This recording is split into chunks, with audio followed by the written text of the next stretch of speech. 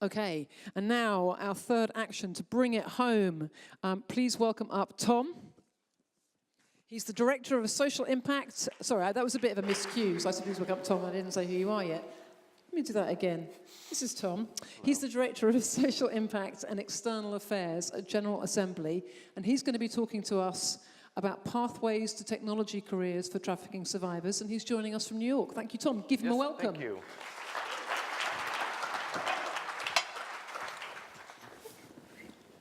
So, tell me all about it. Yeah, it's a pleasure to be here, and it's a real honor for somebody who is new to this space to be in a room with so many amazing leaders. I've been really inspired just by all the incredible work that the organizations here are doing, and just really humbled and moved by the stories of survivors and their great resilience and strength in the face of incredible odds.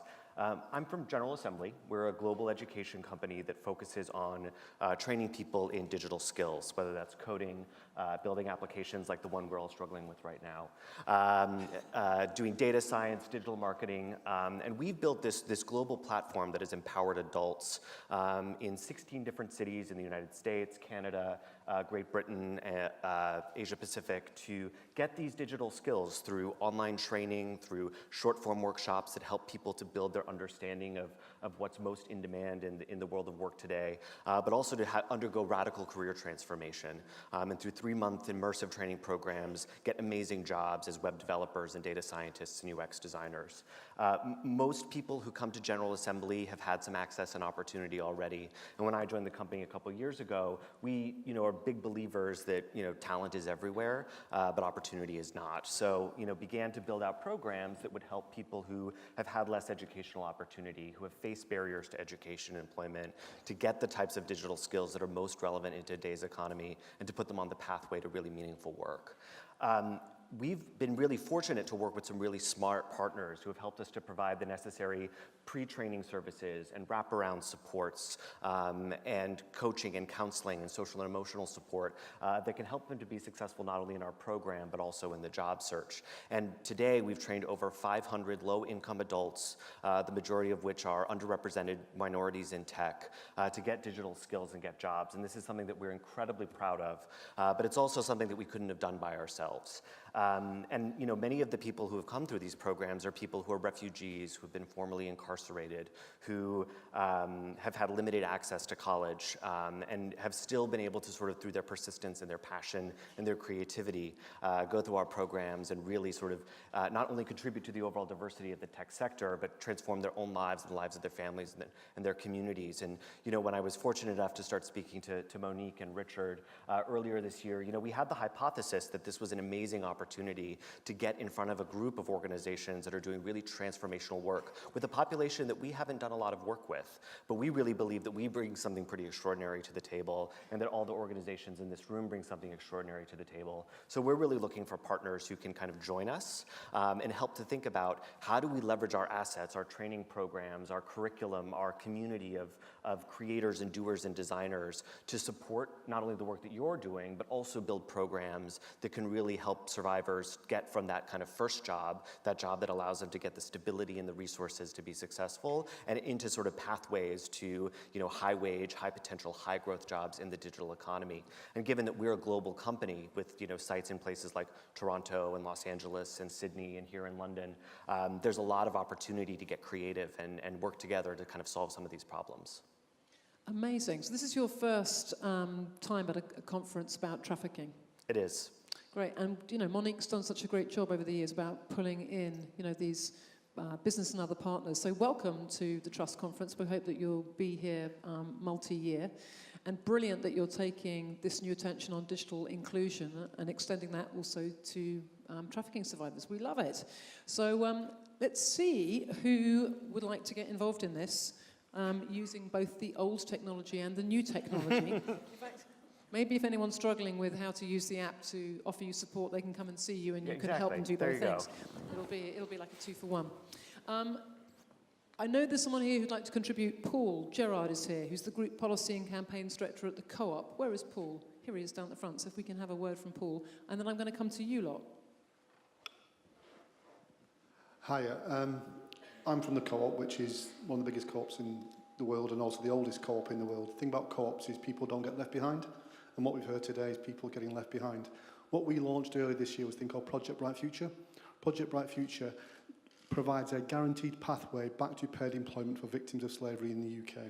We've learned an enormous amount from the partners that we've worked with, the Sophie Hayes Foundation, Hope for Justice, Madai, City Hearts, the Snowdrop Project. So we've learned about how we can support victims back into work. We've learned about how victims can get to the point of being ready for work, which is a huge challenge. And now we're beginning to think about how we can expand that. I'd love to share what we've learned with you, because we've learned some real insights that we didn't expect. And I'd also love to offer our support, because as well as being a big food business here in the UK and a fuels business, we've also got a big digital arm, big digital design arm. We'd love to perhaps find careers into that kind of space from the work that you do. So I'd love to catch up with you once you're done speaking.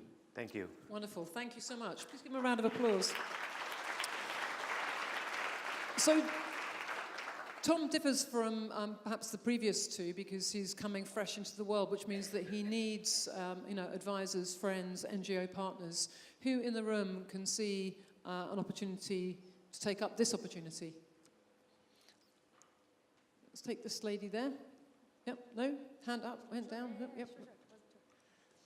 Hi, Tom. It's Valentina. I used to work with you at General Assembly. Hi, Valentina. How fun to run It's so into you wonderful here. to see you. I love you, Monique, for organizing this. So I currently, since leaving General Assembly, I now work with a wonderful lady named Sharon, and we work on empowering women in Sierra Leone and DRC, who obviously, as you mentioned, lack opportunities of employment and training and capability, capacity building. And so through that, I'd love to work with you. And I also work as a social impact advisor here, so can help you with a plethora of human trafficking organizations. So I don't know if that's what see you're you looking again. for specifically. Sorry, does that answer your question? That does. Okay, great. Thank you. Thank you. Do you have any other ex-colleagues in the room that we could turn to? We're just going to take questions from Tom's ex-colleagues. No, who else would like to contribute? Who wants to jump in? Come on, let's see some hands. Jeffrey wants to jump in here. Wait for the mic. I have some intros, people that are training survivors in the digital world and IT to make to you, so I'll do that. That's wonderful, thank you. And who else is working with survivor networks who could connect Tom with people who might want to take up this opportunity? Come on, guys. It's an amazing opportunity. Oh, there's a... Fantastic. One here, and is there another?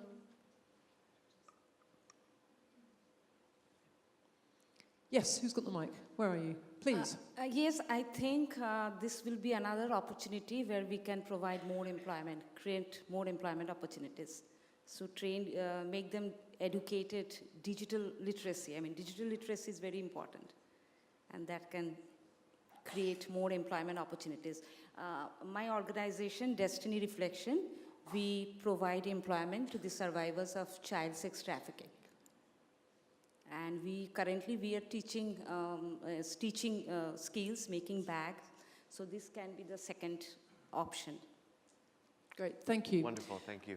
And I'm going to take one here and then I'll take that one. So yes, it's my friend with the app. Hello. I hope you've used it now. You have used it, right? Yeah, embarrassing me, actually. Sorry. Right.